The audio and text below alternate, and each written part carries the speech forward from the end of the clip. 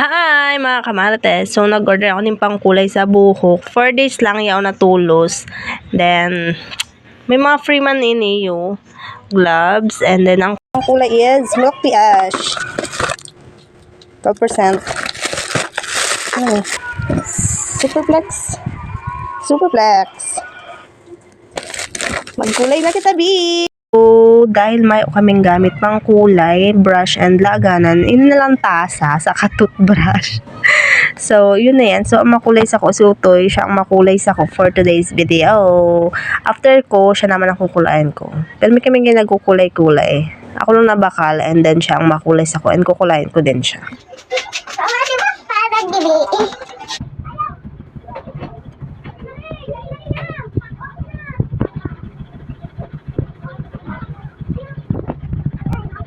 So, after kayan, pwede naman siyang ukagon. Halo-haloon mo, paikot-ikuton mo. Ano kang pagpaikot niya sa imo kadto? Hay! Charing!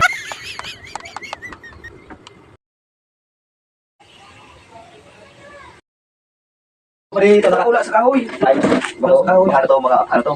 Nagkaro. Hindi ka magsalmo ma. Kumani ka nga na, dyan na rin. Kumani ka pa nga ka ng marunong.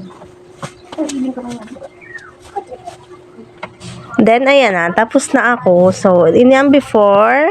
So, here is the after. Tcharan! Ang ganda. I like it. That's it. Bye mga kamarates.